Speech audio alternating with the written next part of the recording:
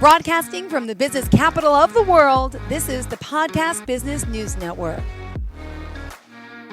We are back here with Michel Polyakov, better known as Michael Kell, man of many names, man of many trades. He's an author, he's an angel, and of course, he's making his own music today, let alone poetry. I raised my volume. I raised my volume. I heard it on my end. How are you doing today? I'm good, busy, but I'm doing okay. Can't complain. I'm still alive, talking to you, beautiful woman, and what could be more nice? Innovative Mind Services and so much more. Please say hello to everyone today and tell us a little bit about yourself. And what does the sign on your door say? Physicists do it with charm. Oh, cute. And a physicist. Okay, good. Charm. Hey, what I'd like to talk about today, and I think it should be okay. And since I'm a writer, I always like to read, unfortunately. Yeah. But I think since we have a lot more shows coming up and stuff, I want to talk about why is it important for people to actually take some time to write down part of their life story. By that I mean is, if you look back in your life, what caused you to action? Yeah. What were your pitfalls and hardships? And you have to think about it for a long time. And really write out maybe a 10-page, type out 10-page thing about your life and with a certain number of steps into it. Okay. And because once you do that, you understand what you should be working on in your life and what your most things are, because you have to think about them. Yeah. Now, when people do coaching, a good coach will pull this out of you. Mm-hmm. Ask questions, right? Like interviews. Similar. Yeah. And so what I want to do today is because I had to do this one time with actually Ted McGrath, who you probably know, big coaching guy and stuff. Yeah. Kicked me out eventually because he found out I was a psychiatrist 20 years ago. And it's okay because I got what I needed. Okay, and I got a refund, so it's even better. But he was really good at what he did. And so he was talking about the way you coach is you tell people your story. Not necessarily in a shorter version, because when they realize that the coach has problems too, we all have problems. Problems, but the solution is sort of similarly done by addressing to them, and then you have whatever your coaching thing is. So I want to read, if I could, hope I get it done, a little bit of how I responded to that request to write my life story. Yeah. Some things I thought was important. And so the first part is doing this is, what was my call into my story? Yeah. Happened in my life that made me actually make my story. Mm-hmm. And some of the people have heard about this before a little bit, but it'd be a little more detail. Is that the call of my personal life narrative happened in San Juan, Puerto Rico, when I was 3 years old, as you remember. Yeah. I was born with a terrible heart murmur, which caused me to retire quickly. One night, I stood in a field in front of me. A man stood wearing a smock. I asked, "Where am I?" The man said, "Michael, you died. This is the place where people appear before God reviews their lives. I'm only 3 years old. I have little to review. I haven't even told a lie yet, as far as I know." And as we talked, an elderly man came up, which was Emanuel Swedenborg, which we talked about before, a famous seer from 18th century things. And so he introduced himself, and he took my hand. We walked to the judgment hall. We entered, and I saw people all ages filling the room. We climbed up some stairs and found a place to sit next to two old nuns. One nun said, "Come here, child, sit between sister and me, where I see you are about to fall asleep." I sat between the nuns, and Mr. Swedenborg sat next to one of them. I fell asleep with my head on the oldest nun's lap. Mr. Swedenborg said, "That's okay, rest for a while. I'll wake you up when you need to be woken up, so you learn what's going on here." So eventually, Mr. Swedenborg woke me saying, "Michael, watch what happens. It's very interesting." I watched for a long time, and every time as I watched, I saw a new person would leave their seat and stand before God, and God would say, "Welcome to Holy Judgment. I will replay your life so you remember what you loved above all things." And after the replay, God said, "Choose a place you would love to go to. It's better that you decide than me." And quickly the person told God what they loved best of all, and God replied, "Good. Choose either the left or right entrance. One of my angels will meet you and take you where you need to go." Right? Some went left, some went right. And after a long time, the only people left were the two nuns, Mr. Swedenborg and myself. One nun said, "Will you go to heaven where we can help God? Give us a hug and kiss before God transports us to heaven. Remember, life is different when you know Your God loves you. I hugged and kissed them, and Mr. Swedenborg and I went to speak with God. After we arrived, Mr. Swedenborg said, Lord, young Michael observed how you judge people carefully. He is a very sharp child. Michael, tell God what you learned. I stood up straight and looked at God, saying, this is a funny judgment hall, God. The judge is the person, not you. People who tried to be good and help others chose heaven. The selfish, mean, and unkind people always chose hell. I know little about either place, but I know this. Judgment hall is the best kind of judgment there can be. And God said, you are a bright little boy, Michael. I see Mr. Swedenborg chose well, bringing you to me. My sweet nuns tested your heart and told me it was special. It was a heart that none of us had seen for thousands of years. It would be most unfair to judge any creature, for I know exactly how they became good or evil. Life is hard and painful most of the time. If we're not this way, no one would learn how to receive the goodness I bestow for the benefit of others more than ourselves.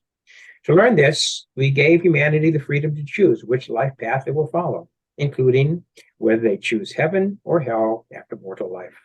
People live their lives ruled by their own core loves, usually seeking power, wealth, or fame, and sometimes by what they want. How they use what they seek is the issue. My universe is not an easy one, as evil serves to help people come back to my family. But it is the fairest universe for people to wake up to their personal destinies. You understand, Michael? I understand, God. I see that creating and guiding universe is difficult. Does anyone volunteer to be a helper on Earth? God said, sometimes a little boy or girl comes to be whose heart can never turn away from the love I bestow. I wish I had more helpers to watch over people so they wouldn't waste their lives. My angels need help. I said, God, I don't want to go to heaven or hell. I think I can be one of your helpers. Maybe not right now, but you can teach me when I'm a little bigger. Mr. Swedenborg looked at God, saying, Michael will become a splendid helper, Lord. I am fond of him, so investigate his essence and ensure he can face the adversary as a warrior and never surrender. But he needs to understand that a helper's life is full of trials and tribulations, for the evil ones will never leave him alone. He is too young to know this. Emmanuel, this little boy's heart may not be strong now, but I will give him a warrior's heart. He will not let us down. Next thing I remember is waking up in bed without being sleepy. Later, my mother took me to the doctor, said my heart was working normally. He did not know how this could be, but it was so. It is my insight from this experience. Discovering that everyone adapts a set of core loves, which compels and controls their daily lives, was a great revelation. If our core loves direct our lives and determine where we do reside after mortal death, the energy force power of love is supreme. As love is goodness, evil incarnation is love directed inwardly towards egoism and not outwardly in altruism. Therefore, as goodness is the foundation of everything, evil arises from mankind seeking wealth, fame, and power. Subsequently, when I love someone truly, I consciously intend for the maximum good. Love is defined as the conscious intending of another goods above one's own. And that's when my call came at 3 years old. Now the question is, what were my pit moments? Like, what did I have to go through to learn that? And so after I visited God, I came to live with a small group of nuns for about 3 years. The reason is necessary for now. The nuns ran a house for young, unmarried ladies, who you remember, who were pregnant and abandoned by their families. The Mother Superior knew my parents and about my visit to God. The nuns asked their novitiate, Anna Marie, to take care of me, and I moved into her room. Anna Marie was special, as she had visions. In between the work of our little convent, Anna Marie and I spent the free time with a university professor turned nun. Her name is Sister Agnes Louise. Sister Agnes Louise, like a grandmother to us. She taught Anna Marie and me many things about the Holy Family. Yes, I learned and experienced that God was actually a divine family with grandparents, parents, and sets of twins. And this is why families on earth are working examples of the Holy Family. The daughter of God, the Father, is Ariel, and she would visit with me often. She would put me on her lap, kiss me, and tell me how much she loved me. She told me she bore Anna Marie and me in heaven, which is why I could be a helper to her father. Ariel told me, Miguel, you must love your sister with all your heart and soul. Her human mother died at birth, and her father blamed her. She grew up believing that no one would ever love her. The people who cared for her growing up were not mean, but did not know how to love anyone. The only people she could visit were the nuns on Sundays. The nuns took her after her father died. They loved Anna Marie, but she could not accept it. One day, a living saint came to see Sister Agnes Louise, and told her that little Miguel would love Anna Marie so intensely that she would see that she is perfect in his eyes and the eyes of Holy Family. Let her raise him as if he was her son. So it came to pass. Over the next 3 years, Anna Marie and I experienced the most unusual but pure love. Heavenly twins are born married in heaven and share a common essence. The complete stories are found in my upcoming memoirs.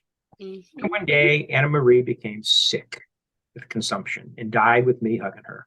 As she lived her last moments on earth, tears running down her cheeks, she said, "Sweet darling, never forget me, or I can never forget you. You showed me I was important and lovable. I hope Mother Ariel will allow me to return to you in another body. You must learn to love others so you won't forget me. Never forget the Father chose you to be his helper." She smiled and gave up her spirit. I refused to stop hugging her. My heart was tearing and I felt lost. Sister Anna Louise picked me up and took me into the convent garden so we could cry together. At last, Sister Agnes Louise said, "Be strong, little warrior. Help our species be kind and generous.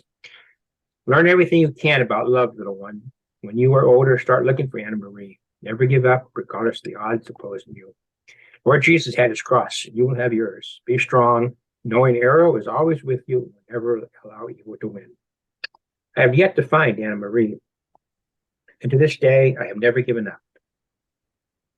I have made many errors, but I did my best to fulfill the dictates of true conscience. I have loved and cared for many women, learning more and more about how to purify and perfect human love. I knew that love could often bring sadness, and how sadness and hardships are the only way humans learn how to purify their love, to burn off the taints, to become the love of the divine. My lessons on perfecting human love for others have been severe. I have given you a few experience. I will give you a few more experiences surviving the hardness of human love. At age 15, my second intense journey with love came during a summer spent in Norway with my mother and 2 younger brothers. This visit happened after spending a year in school in Thailand. I started playing tennis under the Australian Davis Cup team's brother, Harry.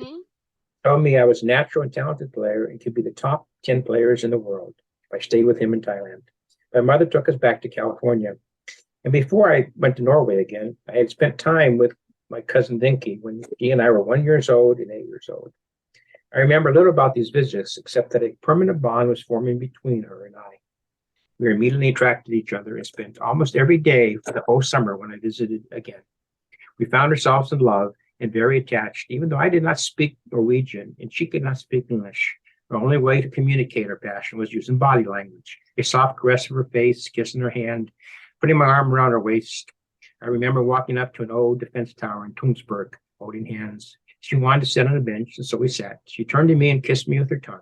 I reacted in surprise, said some gibberish, and then kissed her back. I can still relive this first pure kiss.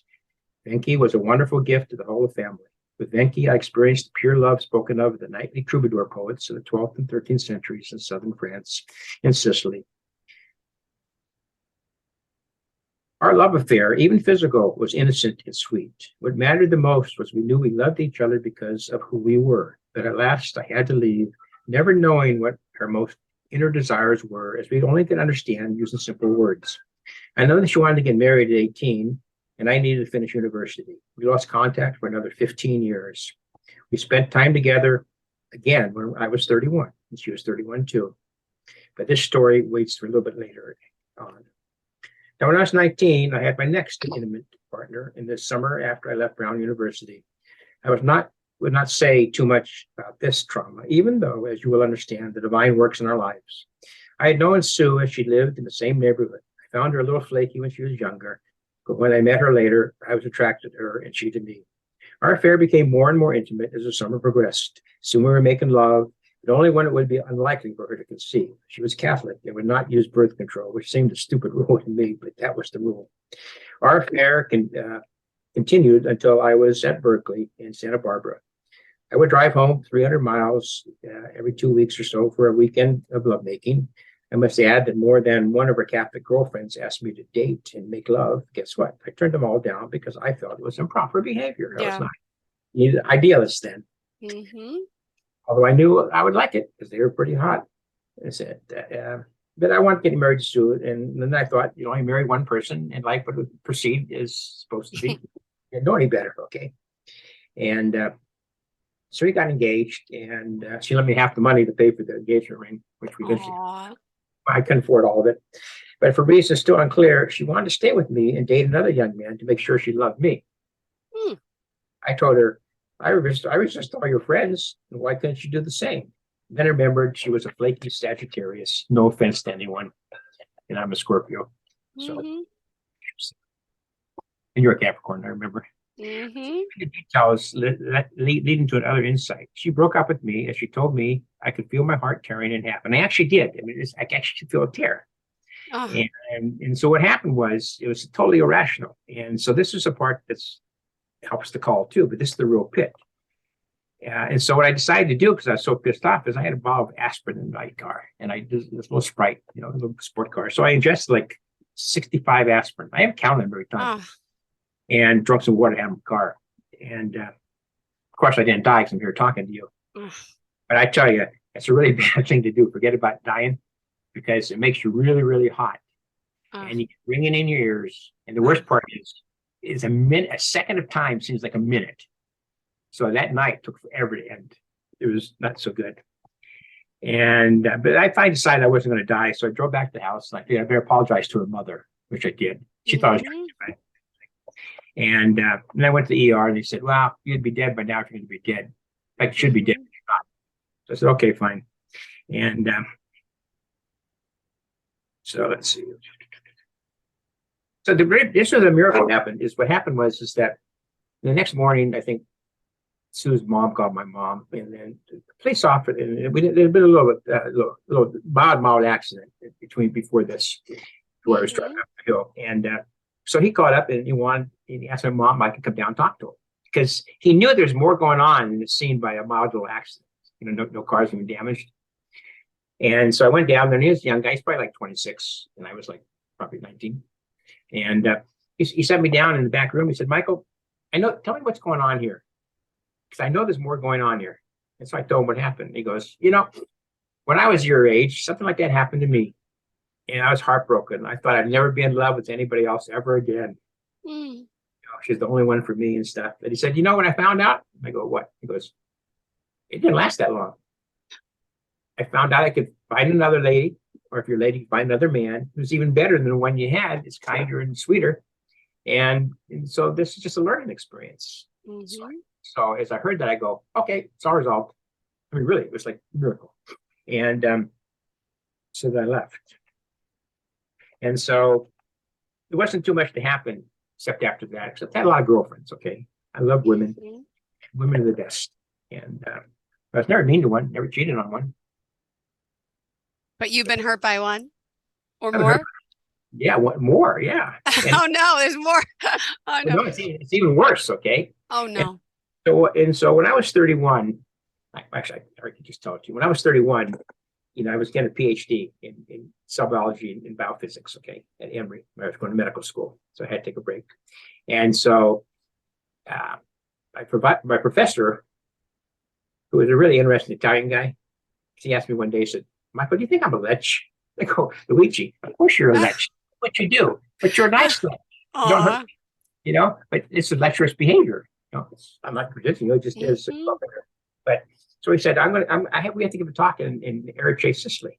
I go, "Okay, we can do that." So I said, so he said, "Well, okay, the government paid for it, but you can't fly directly to Rome." And I go, "Why not?" He said, "That's just the rule. I can fly directly to Rome, but you can't." And I said, "Okay, I'll just go to Norway and visit my cousins." I left like 2 weeks early.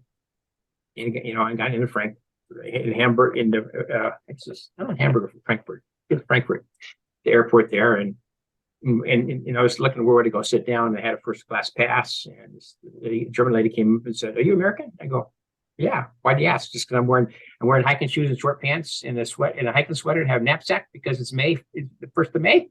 She goes, "Well, that was one hint." So she said, "There's tickets. Oh, you get to sit with me." So went to the compartment. I sat down with them, and she was a nurse that lived in Chicago for a while. She's Norwegian, went back there and stuff. And so we drove up on the train, drinking coffee and eating some sweets and stuff. And there's a really old guy sitting next to me, and another lady, a chubby lady, and the lady I was talking to. And I swear to God, they started talking about Nazis. because that was their age. They grew up in. I mean, the old guy for sure. He wasn't a Nazi, but he was telling me about it. I think this is pretty strange, but it was what it was. And so I finally got to where it was supposed to go to, and the lady I was talking to told the other lady who was getting off the same, take him over to his train so he doesn't get lost. Yeah. So they're very nice. So I like them, and so the German's pretty nice. And so they took me to the train. I got on the train, and it's a night train, and it was going to go up to Norway from Denmark. So I just happened to sit next to this American student. He said, I haven't talked to American for like a year because I'm going to school here. So I haven't spoken English to anybody. So we chat all night. I was telling her jokes and stuff and everything. And so we finally got to where I had to get off, and a lot of people were getting off. And so the Norwegian guy who was sitting behind us turned, tapped me on the shoulder, said, excuse me. And I go, what? Said, I really enjoyed listening to your conversation. It was really funny listening to you two guys talk. He goes, but I got a joke for you. I said, okay, what is it? He says, well, there's this Scandinavian sailor, a handsome, nice guy. They went into New York a long time ago. And since you haven't seen a long time, he wanted to find the prostitute. Mm-hmm. So somebody told him where to go and stuff, a good place. He had money, so he found a prostitute and stuff. And he was making love a long time, having sex for a long time. And the prostitute finally goes, are you finished yet? He goes, no, I'm finished. Uh-huh. I thought it was pretty funny. So here's what happened. So I got there, and I was really tired because it was a long trip. And so I ended up having to take a ferry from Moss over to Horton, and then take some time where then went up to Horton, Tungsberg to see my cousin, Okay. my mom's age, and somebody else named Karen. And so I was going to stay there, and I probably spent the night there because I was pretty tired next night and stuff. But the next day, when I got up and stuff, it's Karen, who is cousin of Heidi, said, Michael, I called up Venki, telling her you're in Norway. And she said, well, I'll come over and visit. Mm-hmm. Okay. So I go, okay, fine. So she came over, and so I was sitting in her house, which was like 1350s, the oldest house in Tungsberg, Norway. And there's a big living room, and there's a big sliding, wooden doors, probably oak, maybe walnut there. And then on her side, she had a design studio. So there's where people work, for hair and stuff. And so I was talking to them, sitting in the chair, the face that way. And Vicky opened the doors, and she was a really good dresser. And I saw her, and all of a sudden, here's what it felt like. It felt like that from the age of 15, there's a rubber band between us. They got stretched every year, or stretched further, further, and further, and further. Mm-hmm. And all of a sudden, when I saw her, got let go, smack, we're back there. And I was in an altered state. Wow. So now we can speak English. Okay, she can speak English. And so, so we're talking, walking around, we're talking and stuff. And I get back, and so Karen goes, Becky, why don't you take him home? We got a lot to talk about after 15 minutes. So, yeah, we got a lot to talk about. So I got on the ferry, just talking about her life that I never knew about, how badly she got treated and problems and things. Wow. And so every time she talked, I got more and more fused with her, identified. And it's emotionally and stuff. It was a very strange thing. And so we finally got over to her house and stuff, and her kids were sleeping. And so we talked for a couple more hours and stuff. And then she just took me by the hand and took me to a bedroom, and we made love, which I thought was fitting. That's After great. love. Yeah. Even though she's married, I go, well, that's not my issue right now. Oh, exactly. Enjoy. Exactly. So, Oh, well. that's fine. Okay, whatever. It sort of needed to be done. And, so I met her, I stayed 2 days up there. I met her kids. They're nice. We got along together and everything else. And so she was going to Rhodes for vacation for a week with her girlfriend that I never met, but was her best girlfriend when we was. And so she knew all about us.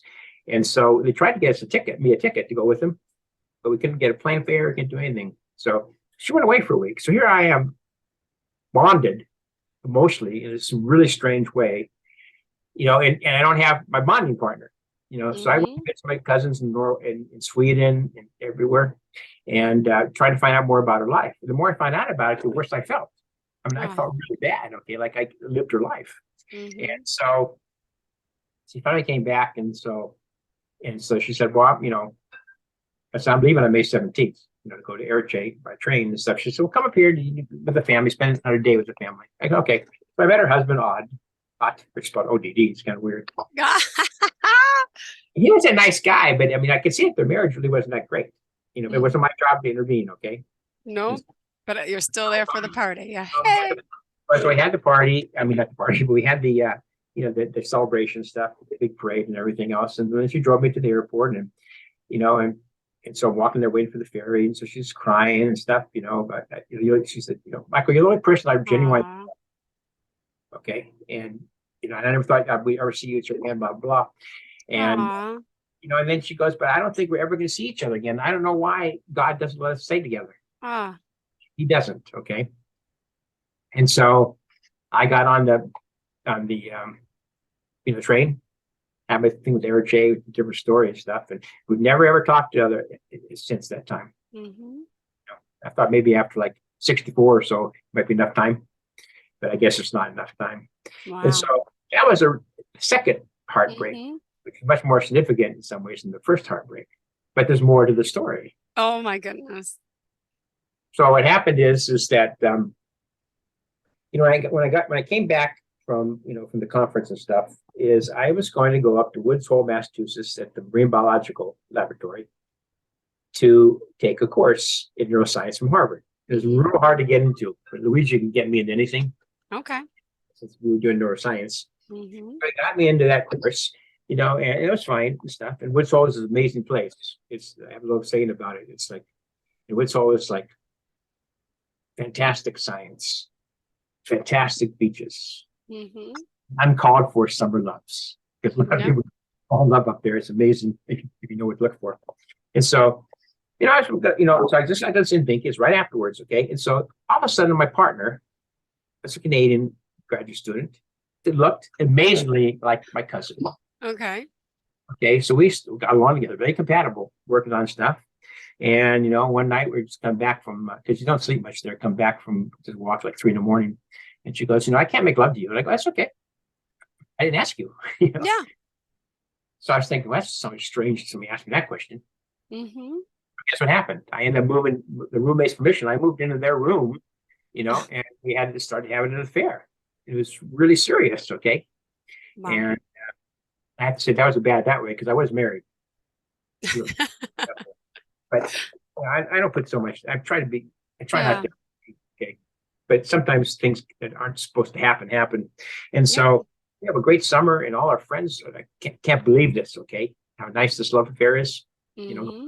And she had a 2-year-old. She brought because her husband came down for the same time. Mary Beth came up, and so I saw the kid, and saw the husband and whatever. So, in any case, so the end of the summer comes, and she and before it ends, we're talking about what we should do about this. And before it ends, she goes, "Hey, Michael, I have a surprise for you." I go, "What's the surprise, Linda?" And she goes, "I decided to have a baby with you." And I go, what can you say? Okay, what can you say? I go, well, at least it would be made in love and not lust. Okay. Yeah. Uh-huh. And so I go like, why would you want, I mean, nice I could. I mean, like, why did you not tell me? Yeah. It seems like sort of an inopportune time. And said, well, no, I wanted to have your baby, and that's just it. It's like, okay, what can I say? So, we decided we're going to get divorced, and, which is okay. Mary Beth was okay with it, and do things. And I went to visit her a couple of times up in Hamilton, where she was, Canada. And, but she told her husband, isn't this? She told her husband that she's pregnant with my baby because she loves me. Oh my gosh. It's like a movie, right? Loves me. And she wants to take the 2-year-old and move down to the United States. Okay. Go to graduate school where I was in Emory. And he says no. And he wouldn't let her leave because he'd keep the kid. I don't know. I was too young to know, but Yeah. and so she said, I can't do it. I mean, I want to do it, but I can't do it. So she and I talked. I said, well, if he accepts the child, there's no reason we should tell him. I mean, logically, okay. I mean, how he's going to, unless he looks like you, okay. And so, I think it's better. Maybe I don't get involved, but if you want to be involved, I will, okay. Because I'm going to get divorced anyway. And so I've never talked to her. Well, we talked a little bit, but after it was done, Never seen Carl was his name. And the reason I found out it was true is because the next summer, when I was in Woods Hole, one of her co-workers at McMaster's, okay, was down there for a course, and I was doing research down there, okay. So we got involved, and she said, "Oh yeah, Linda had a baby, and what's his name, Carl?" I said, "Yeah, when was the baby born?" It's like the right time, okay.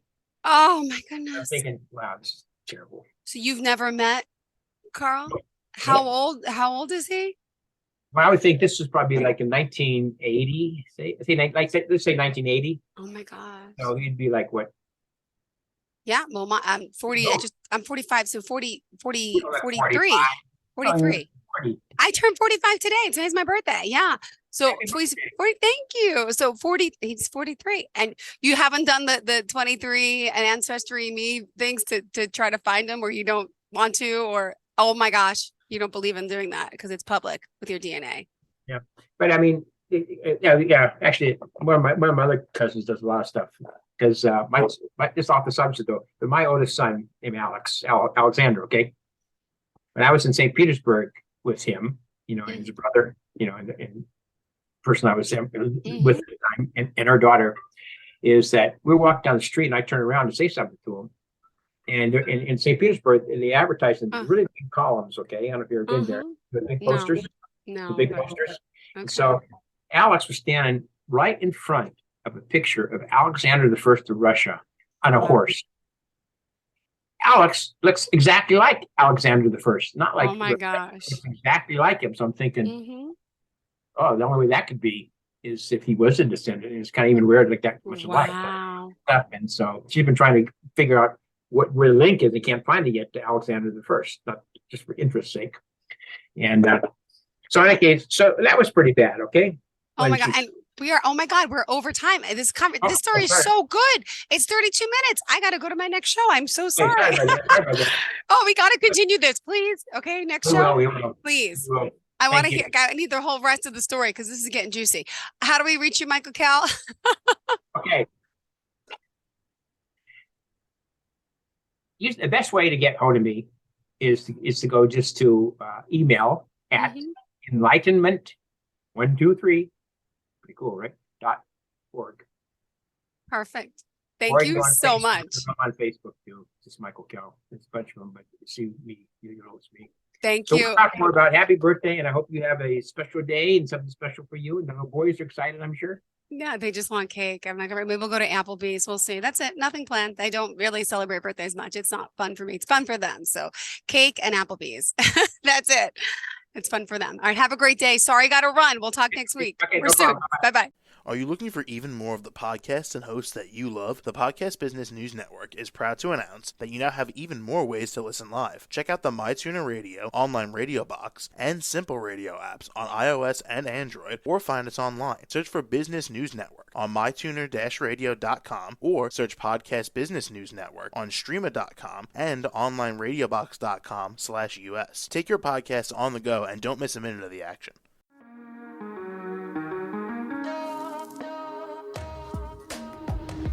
Broadcasting from the business capital of the world, this is the Podcast Business News Network.